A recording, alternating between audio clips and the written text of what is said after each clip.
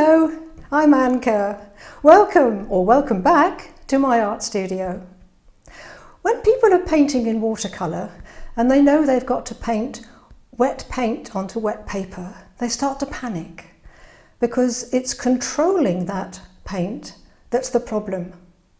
And that's because nobody has probably told them the 2 golden rules of watercolour. Now in this video I'm going to show you one of those rules. That's enough for one video because you can practice that. I'll keep the second rule for a video later on. But in this video I'm going to show you what the golden rule of watercolour is so that you can control your paint. Are you ready?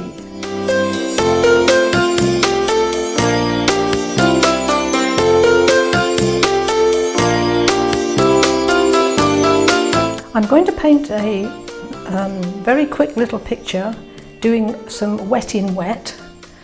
All I've done is I've just drawn 1 or 2 little sketch lines just to guide me. No details whatsoever, it's just so I know where my brush is going. Now the most important thing to do before you start is to mix up your paints. So I've got ultramarine blue, burnt umber and raw sienna, and those are the only colours I'm going to use. So the sky colour, I'm going to use ultramarine blue with just a tiny little touch of burnt umber, just to quieten it down, because ultramarine blue is a very vivid blue and I don't want it to be overpowering my picture. Now, the control of water in watercolour is very simple, and so many people don't tell their students the golden rule. Now, the golden rule is the wetter your paper, the drier your paint. So because I'm going to wet my paper, I can't afford to have paint that's runny. My paint I should be able to tip up my palette and my paint's not going to run anywhere. So it's quite concentrated.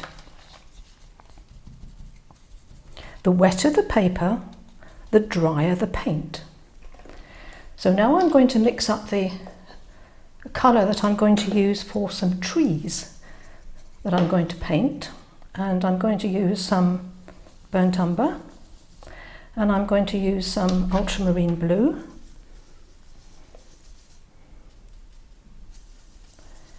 Now, can you notice the consistency of this paint?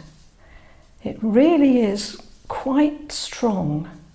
Because I'm going to be painting on wet paper, I should be able to tip my I should be able to tip my palette up and my paint doesn't run anywhere. It's the consistency of somewhere between full cream milk and single cream. So that gives you an idea how concentrated this is. Okay? Because the wetter the paper, the drier your paint. Right, I'm going to wash off my brush, and now I'm going to put the water onto the paper into the sky. So I'm wetting my sky, and I'm going to wet it down over the trees that I want to paint, because I want my trees to have fuzzy tops. So I want them to blend into the sky. I don't want hard tops like you'd have on a mountain. I want fuzzy tops. So I'm going to wet down over the tree line. Make sure my paper is really, really wet. Because in watercolour painting you have to say to yourself, where is my water? Because if my water is on the paper, it must not be in your paint.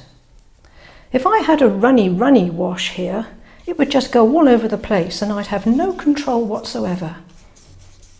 So the majority of your water can only be in one place.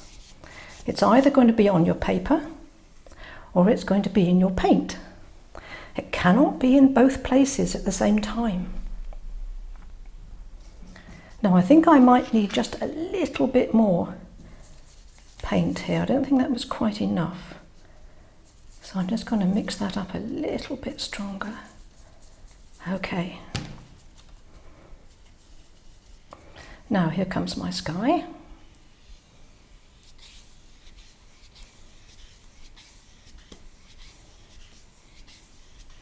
See what you can do with a big brush. You try doing that with a little brush, you'll be there all day. Now I'm going to go back into my paint. Keep it really strong. You don't want much water in your paint. And I'm just going to darken the top of the sky a little.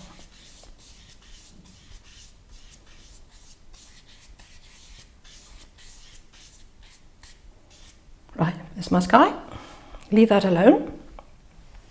Now I'm going to come down to these areas where I want the trees. And I'm going to drop the trees in while my sky is still wet, because I want fuzzy tops.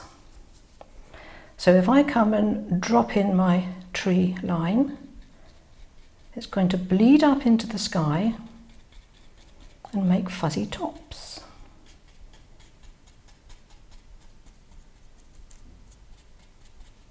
See?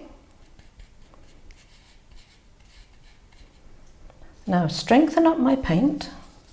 So burnt umber and ultramarine.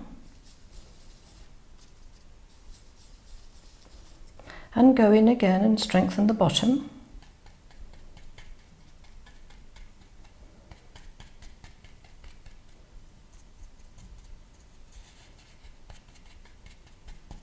See those fuzzy tops? That's exactly what I'm after.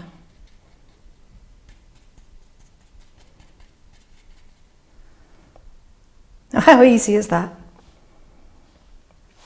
Now I'll come over to the trees over here. I'll do exactly the same thing. Just change the flavour of the colour a little.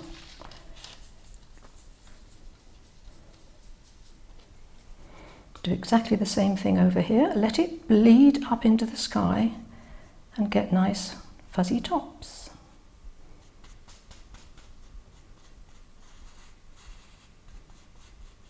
See that?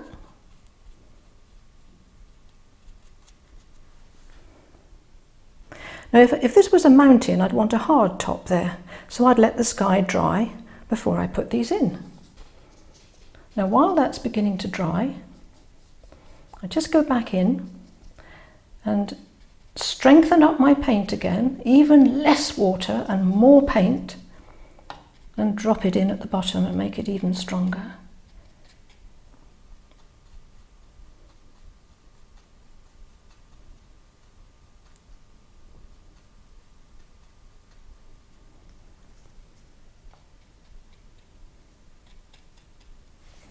Wash off my brush, and I'm just going to drop in and take the water off my brush. That's the important thing. Take the water off your brush. Now I'm going to pick up a little bit of the sky colour with a tiny little bit of the tree colour, because I'm going to drop in these ones in the background. Just drop those in and let them bleed up into the sky. These are a long, long way away, and I don't want them to be very obvious at all. There they are. Drop in a little bit more while it's still wet.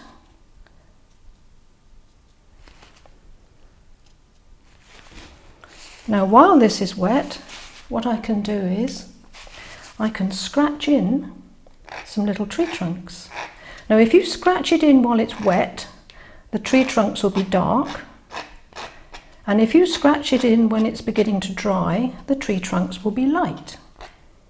So I'm going to have a mixture. I'm going to have some light and some dark, because my paint is half dry.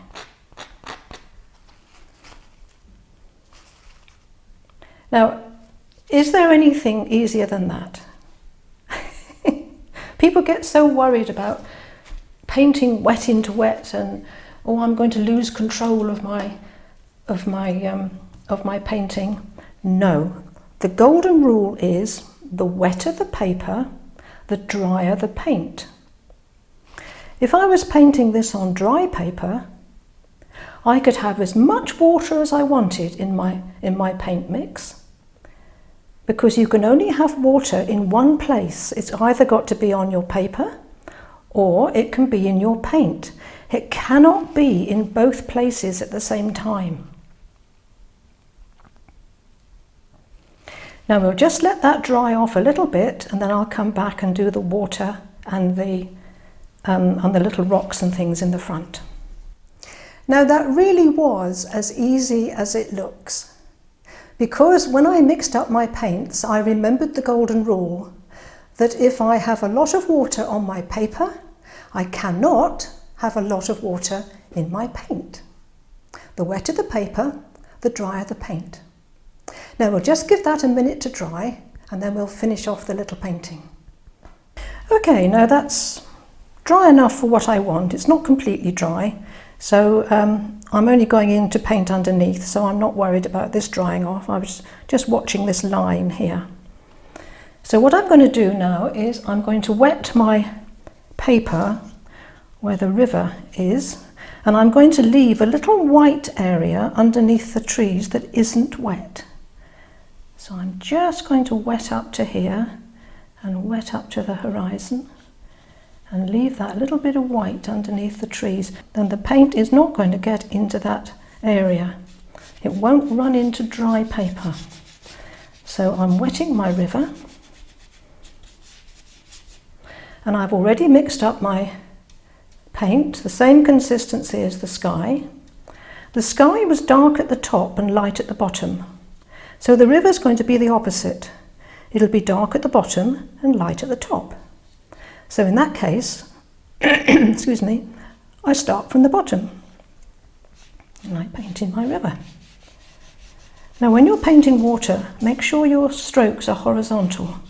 Otherwise it'll look as though the water's running downhill. You have to put a bucket at the end to catch it. So just up to the edge of the trees, back into the bottom, make the bottom a bit darker. You see the sky is dark at the top, so the river must be dark at the bottom. And then a little bit up here, that's fine. And I'll strengthen up the bottom bit just a tiny tad while it's still wet. Strokes must always be horizontal. Now I'm just going to let that dry off, and then I'll come in and I'll do the little rock area and the little area down here that's got grasses and things in it. Can you see up here, as that was drying, the wet paint from the trees has spread up into the sky and made a lovely fuzzy edge. The ones in the background are almost the same colours as the sky, with a little bit of that dropped in. Because they're a long way away, you don't want them to be as strong in colour as the ones in the foreground. You can use the same colours, but just use less of them. But the consistency of the paint, when I painted that and that and that, contained much less water than when I painted the sky. Nothing runny, nothing sloppy, concentrated paints. So we'll just come back in a minute when that's dry. Right, now this is now dry enough for me to carry on. And because this is now dry, think of the rule that I mentioned: the wetter the paper, the drier the paint. So if I've now got dry paper, I can use as much water as I like. So I'm going to pick up my raw sienna. Doesn't matter how much water I use, because the paper is dry and I'll have perfect control over it. So I'm going to drop it into here where I'm going to have some rocks. And then I'm going to add some of my burnt umber. Drop that in. Put a bit of the blue in as well. Why not? Just mix the colours up.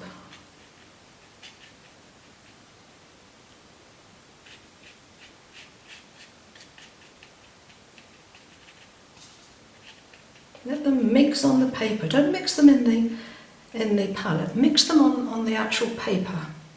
And then I'm going to take a razor blade. You could use an old credit card. You could use an old card like this. I like to use a blade. And I'm just going to scrape in some rocks.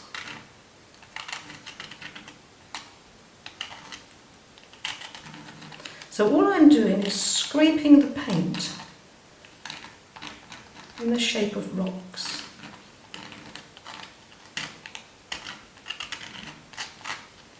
Now, how easy is that?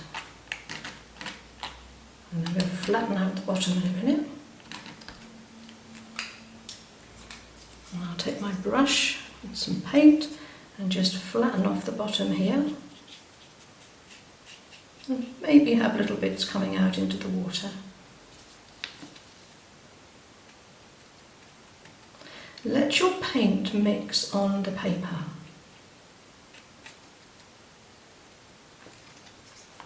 Okay, now over here I'm going to go back in with my raw sienna. I can have as much water as I like because my paper is dry.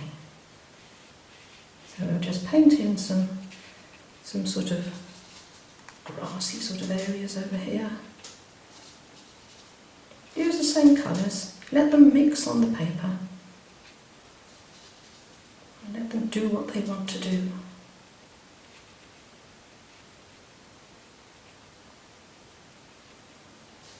A bit more of the ultramarine. Drop that in, nice and strong. Watercolour is so exciting when it does what it wants to do. And now I'm going to go to a slightly smaller brush, which is my little flat brush, because I just want to strengthen up this area here. And just bring that out, make some little rocks and stones.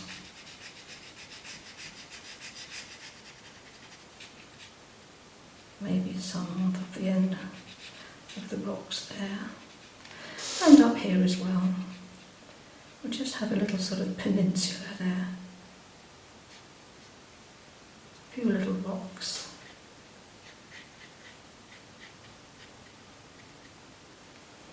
There we go. And then I'm going to take my little rigger brush, and I'm still using the same colours. And I'm just going to flick in one or two little grasses and things down here, just to give you an idea that this is in the foreground. Just flick those in, let them come up over the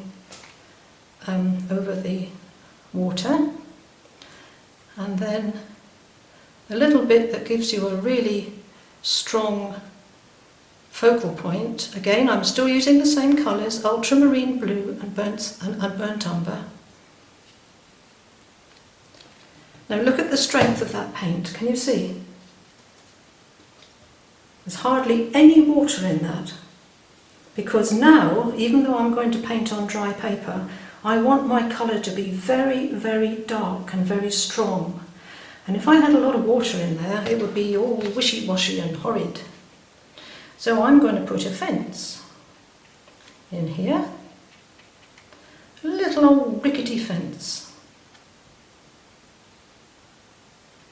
and have one of them coming down into the water, and maybe there's the remains of one out here. Just gives you a little focal point. And now with my little rigger brush, I'll just put a suggestion of. Now don't draw every little bar of the fence perfectly, just suggest that there's something there. That's all you need. If you did it all perfectly, it would just look so artificial. We could also put one or two of these little grasses down here in the water, because it's marshy down here and it can be growing out of the water. And maybe one or two there as well.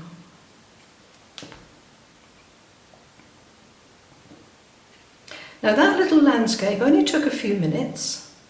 It was only 3 colours, which was burnt umber, ultramarine blue and raw sienna. I'll just go back over what I did. I wet the sky. I left lots of water on the sky, and remember the rule, if your water is on the paper, it cannot be in your paint as well. So my paint was quite concentrated. So I painted my sky and I had perfect control over that. I then went in and I painted the tree line, and that was very thick paint with hardly any water because my water was on my paper. When I came down to do these, because the paper was dry, I could have as much or as little water as I wanted. It wouldn't matter how much water I used. Because my paper was dry, I would have total control over what I was painting. Okay, now let's remove the tape and have a look and see what we've got. As I've said before, when you remove tape, always pull it away from your picture. If you pull it that way, the chances are you could rip your paper. Now, I only put that sticky tape on the outside just to give it a nice little framework. It wasn't attached to my board at all. I don't stretch my paper because I use a really good quality paper. This is 100% cotton paper. And even though I've got a little tiny buckle in there, that doesn't bother me because I can, when it's dry, I can turn this over, lay it on a clean tea towel, spray the back with water, put some heavy weights on it, leave it overnight. When I come down in the morning, it'll be completely flat. So have a go at that little painting. It's only 3 colours: ultramarine blue, burnt umber and raw sienna. Follow along with the video and I think you'll be surprised at how easily you can now control your water. So I do hope you'll have a go at that. Follow along with the video. You can keep stopping it and rewinding it and have a go with only 3 colours and use the biggest brush you can. The bigger the brush, the easier it is to paint. If you would like more videos like this, then consider clicking that subscribe button and the little bell icon, because that'll let you know when I upload another video. If you've enjoyed this one, then give it a thumbs up. Thank you for watching, and I'll see you next time. Remember, there is an artist in everyone. Goodbye for now.